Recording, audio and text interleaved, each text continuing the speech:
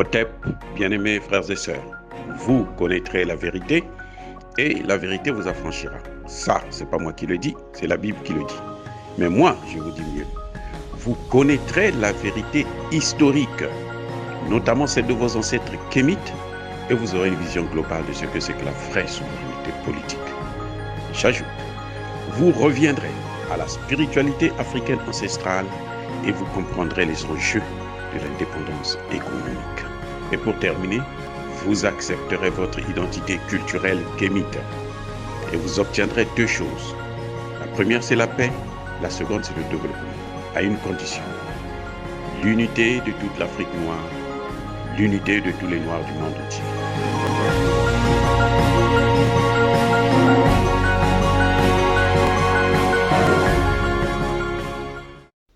Otep à tous, bienvenue sur la chaîne des panafricanistes par essence, par conviction et par excellence. Celle des citoyens kémites, par nécessité et obligation de combat.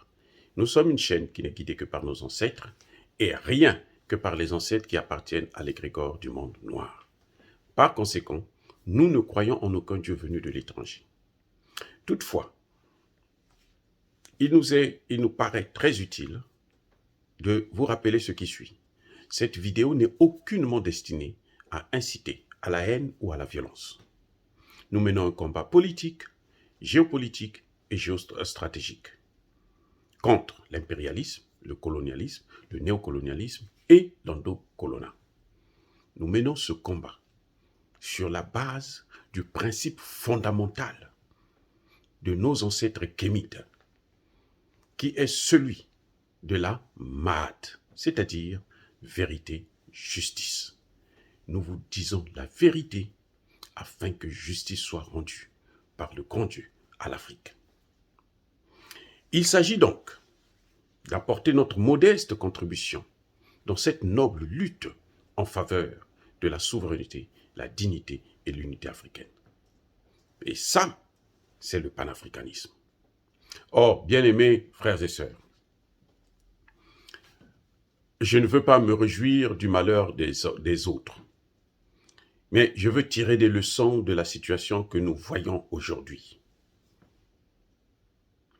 Il y a 24 heures, plutôt 1 ou 2 jours, parce que par rapport au comment vous appelez ça, à la différence horaire, il y a 2 jours, la Russie a attaqué l'Ukraine.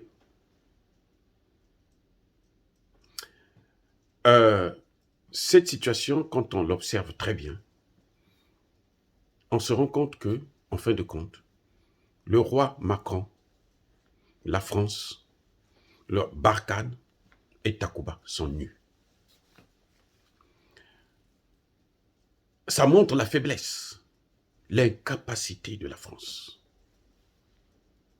à régler ses propres problèmes. Parce que l'Ukraine, c'est l'Europe.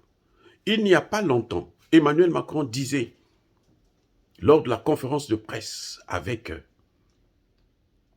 Poutine, qu'il ne tolérerait plus qu'il y ait l'insécurité, la guerre en Europe. Il n'y a pas longtemps, Emmanuel Macron disait, quiconque veut négocier avec la Russie doit savoir qu'il doit avoir de bonnes relations avec tous les pays européens. Il n'y a pas longtemps, la France de Nicolas Sarkozy détruisait la Libye. On a disloqué le pays, on a morcelé le pays, on a balkanisé la Libye. Voilà le résultat. Qu'est-ce que ça donne? Le Sahel est occupé. Ils ont déporté, écoutez bien, la France et ses alliés ont déporté les mercenaires libyens, les terroristes libyens dans le Sahel. Parce qu'ils veulent occuper le Sahel et ils veulent occuper le golfe de Guinée. Très bien. Ça a permis à la France de venir s'installer au Mali. Ça a permis à la France de venir s'installer au Mali, occuper le Mali, et à Takuba de venir diviser. Takuba, ça veut dire sabre. Sabre, chez nous là, en Afrique là, hein, dans le bassin du Congo là, on appelle ça machette. Au Congo, on dit machete kipambula. Ça dit que ça vient pour couper, diviser. Kipambula, c'est ça, machete kipambula. Kataye, dans les chansons des grandes stars congolaises, là, vous allez entendre machete kipambula. Kataye, donc coupe-le. C'est le nom qu'ils ont donné à Takuba. C'était pas par hasard, comme l'a dit le Premier ministre Choguel Maïga. C'était pas par hasard. C'était par rapport aux objectifs qu'ils avaient atteints. L'objectif a toujours été dans le nom qu'ils donnent à leurs opérations. Barkhane, Épervier, tout ça a des noms qui correspondent bien à la mission qu'ils sont en train de mener sur le terrain. La mission cachée, bien entendu, ils ne le disent pas toujours. Dieu merci, il y a à peine quelques jours, le Mali a pu obtenir le départ des forces Barkhane qui ont divisé le Mali, puisqu'ils ont donné 80% du territoire aux terroristes qu'ils avaient amenés, et puis eux, ils exploitaient les matières premières. Mais les accords sont là, la déclaration est là. Mais vous savez quoi? Ils veulent quitter le Mali pour aller au Niger. Le Niger n'a pas demandé, je vous dis, le Niger n'a jamais demandé à ce que l'opération Barkhane puisse aller là-bas. Bazoum n'était pas là lorsque Emmanuel Macron a fait sa déclaration. Ça veut dire quoi? Ça veut dire qu'en matière diplomatique, les signes comptent. Bazoum n'en voulait pas. Mais il force la porte. Mais nous savons aujourd'hui que la France est la puissance la plus méchante, la plus criminelle en Afrique. C'est comme ça, hein, par rapport aux faits que nous voyons. Là-bas au Niger, il y a déjà les Américains, il y a déjà les Allemands. Ça veut dire que la place de la France, là, elle n'est plus dans le Sahel. Ça veut dire quoi? La France qui vendait l'uranium aux Américains, et cet uranium venait du Niger, maintenant elle ne va plus vendre l'uranium aux Américains. Ce sont les Américains qui vont prendre l'uranium et peut-être même vendre ça aux Français. Je répète, la France qui vendait l'uranium aux Américains, maintenant les Américains vont vendre l'uranium aux Français. Mais ce qui est encore plus marquant, ce qui nous montre que le Dieu là, il va toujours nous rendre justice. C'est que la France a maintenant la guerre à ses portes, l'Ukraine. La guerre en Ukraine. C'est la guerre des Européens. C'est la guerre de l'Union européenne. Au lieu de venir bomber les muscles au Mali, là où il y a des gens qui ne fabriquent pas d'armes parce que ce n'est pas notre culture de faire la guerre, parce que nous n'en voulons pas, parce que nous voulons des relations pacifiques, ils sont venus bomber. Et les Lituaniens, les Danois, les Français, les Italiens, c'est le moment maintenant d'aller montrer votre force militaire là-bas. Le moment est arrivé là. Que Takuba est attendu là-bas. Va aller couper, séparer la Russie de l'Ukraine. Le roi est nu. Je ne dirais pas vive le roi, non.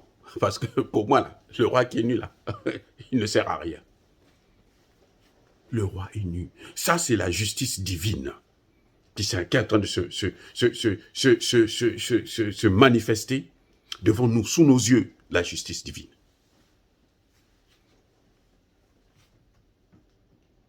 Là, jusqu'à maintenant, là, et ça fait depuis très longtemps, quand Emmanuel Macron est allé en France, la Russie avait déjà mis aux frontières, avait installé déjà 120 000 soldats aux frontières de l'Ukraine.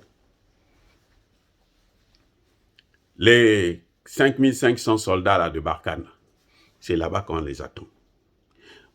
Takuba, là, on a besoin d'eux là-bas. L'Ukraine a besoin d'eux. C'est là-bas qu'ils devraient aller montrer leur force parce que, attendez, la France a l'arme nucléaire, elle n'a qu'à aller utiliser ça là-bas, avec la Russie. On va voir ce qui va se passer. La France n'a qu'à envoyer 4500 là-bas. Elle a 12 000 soldats en Afrique. 12 000. On ne les a jamais invités. 12 000. C'est là-bas qu'on veut les voir. Vous savez quoi? Depuis que la guerre s'est déclenchée, aucune sanction n'a été prise par l'Union européenne. Ils sont solidaires aux sanctions prises par Joe Biden, le président américain. Écoutez bien, en Afrique, là, ils prennent des sanctions. Le Parlement français dit que nous n'allons pas quitter le Sahel. Nous, on va rester au Mali. On va continuer à travailler au Mali, avec ou sans l'avis des Maliens. Maintenant, ils ont la vraie guerre qui est là. Parce que les Maliens ne fabriquent pas d'armes. Les Maliens n'ont pas d'armes. Les Maliens ne veulent que de leur souveraineté. C'est tout. C'est tout ce que demande le Mali. C'est tout ce que demande l'Afrique. 12 000 soldats en Afrique, les soldats français là, n'ont qu'à aller en Ukraine. Comme ça, nous, on va savoir que, oh, mais ce sont des vrais soldats. Ce n'est pas de tuer des chefs d'État récalcitrants comme ils ont fait en tuant Idriss Déby tout récemment. Ils ont tenté d'assassiner Touadéra il n'y a même pas une semaine. Écoutez, c'est pas ça la force, c'est pas ça la grandeur d'un État. Ça, c'est un État minable. Ça montre que la France ne vaut pas grand-chose sur l'échiquier international. Et ce qui est plus triste, ce qui est vraiment décevant, c'est que la France agit de la sorte avec ceux qui lui ont donné un siège permanent au Conseil de sécurité et ceux qui font de la France une puissance. Mais c'est incroyable d'avoir une telle haine, un racisme aussi poussé. Je dis que même en parlant de ça, j'ai la chair de poule. Je me dis, mais comment des gens peuvent penser de cette façon? Et quand il s'agit de l'Afrique, il n'y a plus de gauche, il n'y a plus de droite. Parce que si vous écoutez les dernières déclarations de Jean-Luc Mélenchon, qui insultait le gouvernement malien, qui ne demande que sa souveraineté, qui ne revendique que sa souveraineté, et qui fait ce que veut le peuple, la majorité, la très grande majorité des Maliens, sont sur la même longueur d'onde que le gouvernement malien de Assimi Goïta et de Choguel. Mais Jean-Luc Mélenchon vient insulter, qui ne lui a rien fait. Choguel n'a jamais parlé à Jean-Luc Mélenchon ou de Jean-Luc Mélenchon, jamais. Jamais. Que je sache en tout cas. Il vient l'insulter. Parce qu'il veut montrer que nous sommes la France, nous sommes grands. Maintenant là, ils ont une bonne opportunité de montrer leur grandeur face à la Russie. Allez-y sauver l'Ukraine. Allez-y faire la guerre avec la Russie. Allez-y, c'est là que ça, là, maintenant, nous, on vous attend, on veut voir ça. Là. Nous, on veut voir ça. Parce que cette fois-ci, là, aucun Africain ne viendra vous aider. Si la Russie décide d'envahir la France, là, vous allez voir qu'aucun Africain, parce que les mêmes Africains que vous torturez, là, ils ne vont pas accepter de venir vous sauver. C'est fini. Ils ne vont plus donner des hommes. Nous l'avons fait. On a donné des millions d'hommes qui sont venus sauver la France. Et quand la France a été libérée, vous savez ce que la France a fait de ces soldats africains? Il faut bien comprendre. Ça, ce sont des faits. Parce qu'il y a des gens qui me disent, voilà, vous avez la haine, vous aimez la violence. Non, ce n'est pas la violence. Ce sont des faits historiques. Et c'est frustrant de constater de telles choses. Nos ancêtres qui sont allés combattre en France, après les combats, il y en a qui ont demandé seulement leur dû, leur salaire. Vous savez ce que le général de Gaulle a fait? Il les a tous massacrés.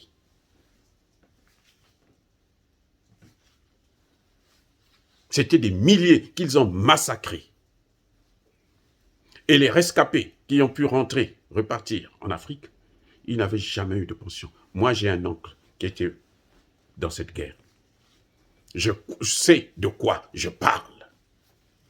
Il n'a jamais reçu un seul centime de la France. Jamais. Personne n'a, bien sûr. Il vient à peine de décéder il n'y a pas longtemps. Donc, voyez-vous, écoutez, la France est en train de payer le prix de son arrogance et de sa méchanceté vis-à-vis de l'Afrique. Parce que là, Dieu est en train de mettre la France devant le fait accompli. Et ça, c'est un signe que tout Africain devrait comprendre et prendre conscience que c'est fini. Nous n'allons plus continuer à être les esclaves de la France. Nous n'allons plus continuer à être torturés par la France. C'est pour ça que les chefs d'État africains n'ont qu'à comprendre un message clair. Il est temps de sortir de la zone franc. Il est temps de vous débarrasser des missions des Nations Unies en Afrique. Il est temps de demander ensemble le départ des troupes françaises du continent africain. La majorité des rebelles, les rebelles sont des Africains. Nous allons dealer avec eux. Les terroristes qu'ils ont amenés là, nous allons les neutraliser. Nous avons des moyens pour le faire. Parce que l'Afrique connaît aussi ce que c'est que combattre. Les Africains sont aussi forts. Si vous avez vu comment on les a déportés, et là, en Amérique et en Europe, et on est toujours debout, c'est parce que Dieu nous aime et Dieu a toujours été avec nous. Donc, je pense que le message est clair.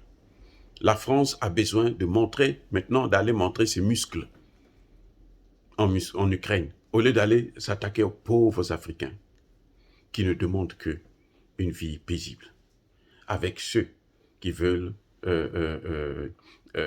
travailler avec eux, hein, signer des accords gagnants. C'est ce que nous demandons, c'est tout ce que nous voulons, la paix. Nous voulons la paix. On n'a pas besoin de vos terroristes. Maintenant, prenez ces terroristes-là, puisqu'ils sont forts là, prenez-les, amenez-les en Ukraine, pour aller sauver l'Ukraine, pour aller combattre contre la Russie.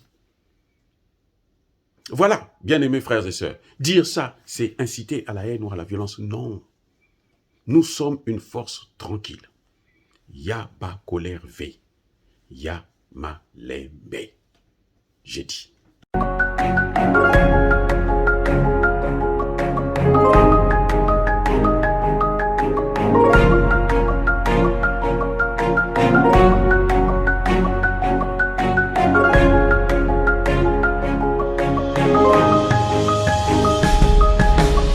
Eux, ils marchent par la foi et non par la vue.